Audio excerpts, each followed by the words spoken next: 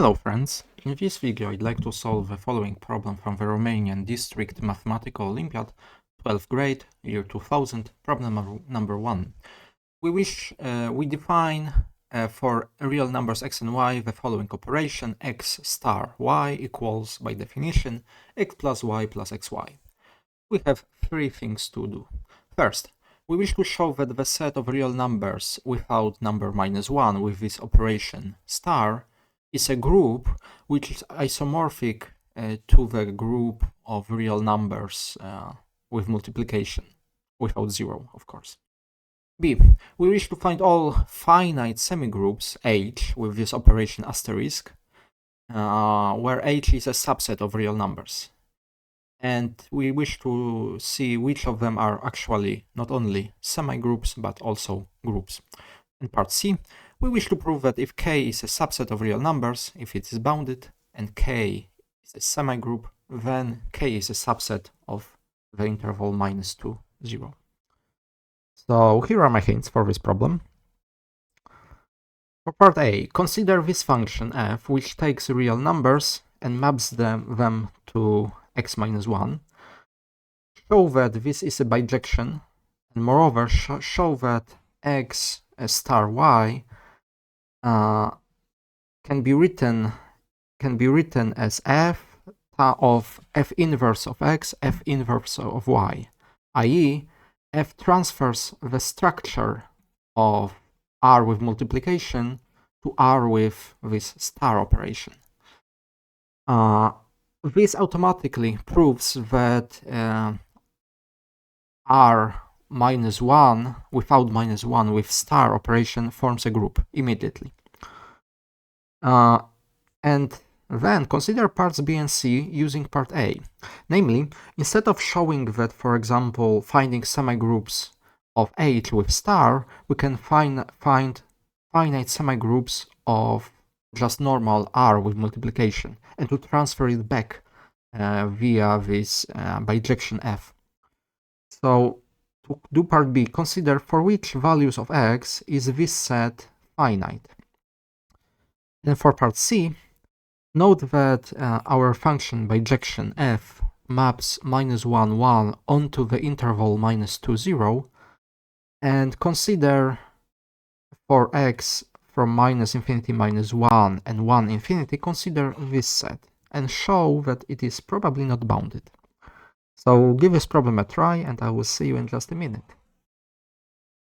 Right, so for part A, let's consider function f, which takes real numbers and maps them to x minus 1. Well, this is clearly a bijection.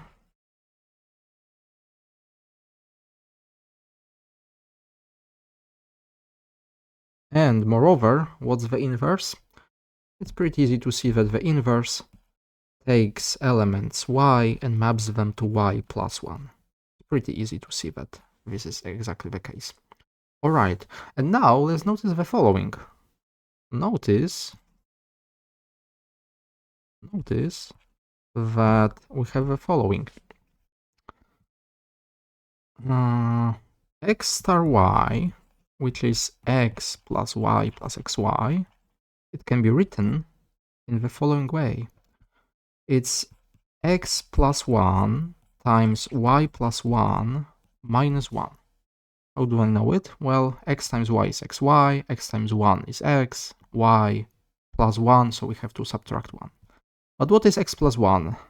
X plus 1 is, of course, the same as f inverse of x. What is y plus 1? It's f inverse of y. Alright, and finally we have minus 1, but taking -1 is just application of function f itself. So we have exactly this. Which means that in fact our function f is the isomorphism between our sets. So f transfers the structure R with normal multiplication onto R with star operation. Moreover,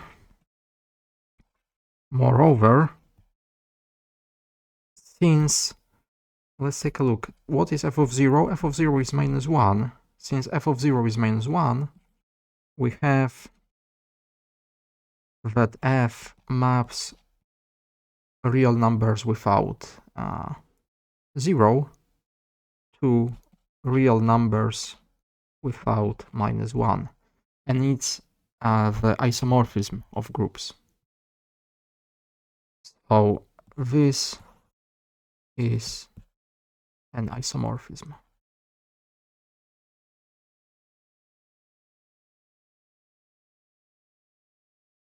Which shows that our groups are in fact isomorphic.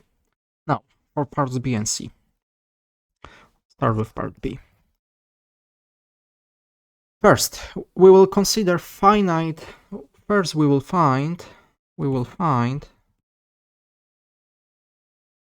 shall find what exactly finite semigroups of R with multiplication. To do that, let's see the following. Notice I claim that only minus 1, 1, and 0 can be in our finite semigroup. Why is that? Notice that if x is some real number but not minus 1, not 0, and not 1, then this set x squared, x cubed, x to the 4th power, and so on, this set is infinite. So it's infinite.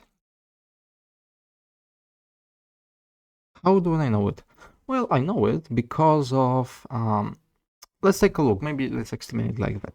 If number x is greater than 1, then by taking higher and higher powers, we get bigger and bigger numbers. So it's increasing. It's infinite. If x is less than minus 1, then after first application of our square, we have a number which is greater than 1, and we are just in situation number 1. If x is between minus 1 and 1, then this sequence converges to 0, so it must also have infinitely many elements. Alright, so which means that every finite semigroup,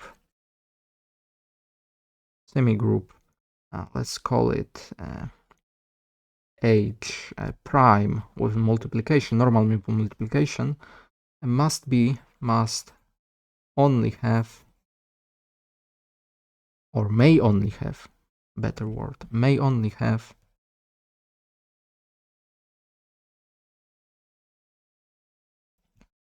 elements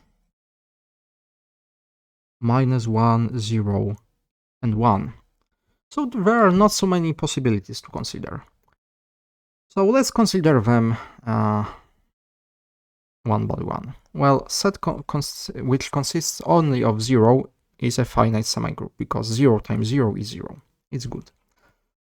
What about set consisting of only number 1? It's also good, because 1 times 1 is 1. No problem there. Can our set have only minus 1? No, it can't. No, it can't, because minus 1 times minus 1 is 1. But set having minus 1 and 1 is well and good, because minus 1 times minus 1 is 1, and so on. And finally, what about 0, 1? Can it be? Yes, it can, because set having 0 and 1, 0 times 0 is 0, 0 times 1 is 0, 1 times 1 is 1. And finally, set having minus 1, 0, and 1 is also good. So we have 5 semigroups. And which of them are actually groups? Well, this is a group, this is a group, and anything with 0 cannot be a group. Well, 0 is also a group, because not really, because we should have number 1 as the neutral element, but you may treat it as a group if you say that the neutral element is 0. But okay, right? And now let's take these groups and let's push them back via our function f, or rather, yes, via our function f. After application of function f, this is mapped to -1, this is mapped to 0, this is mapped to -1, -2, 0, this is mapped to -1, 0, finally this is mapped to -2, -1, 0. So we have exactly 5 semigroups with our operation star. Semigroups, finite semigroups.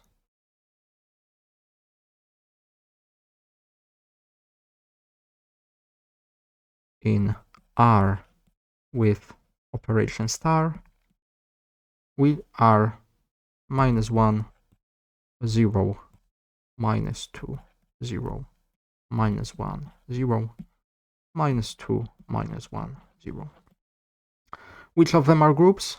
Well, this is a group, this is a group, and this is a bit iffy. Because our natural element of our operation is 0, and here is -1. Alright. And part C, again. So suppose to the contrary, maybe. Suppose to the contrary,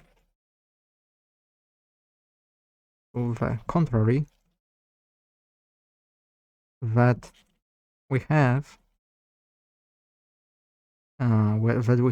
a semigroup,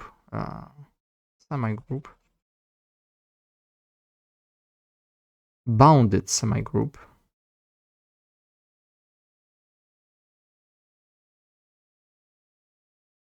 a bounded semigroup, let's call it K, with star operation.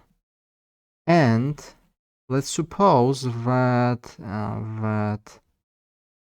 K is not contained in -2, 0. Then we will also have, a bounded semigroup K prime with normal operation star, and K is not contained in -1, 1.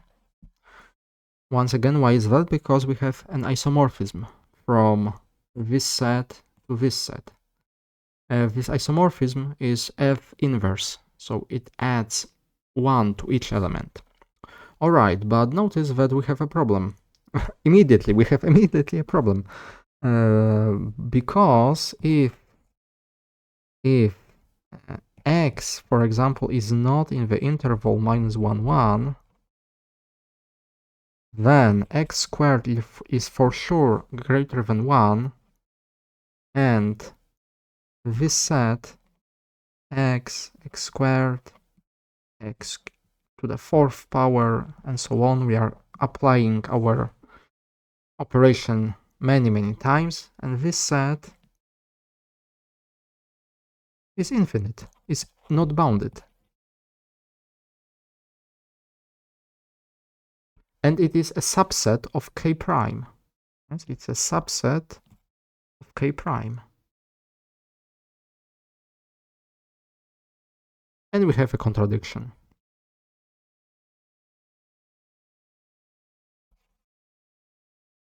Immediately we have a contradiction, which means that our first supposition was false, so every bounded semigroup K star must be contained in -2, 0. And that actually closes this problem. It was a very nice problem from algebra. To be honest, I love algebra. It's a very elegant branch of mathematics. So, and I hope that you do too. So thank you very much for watching. I hope that you've learned something new this time, and I will see you next time. Goodbye.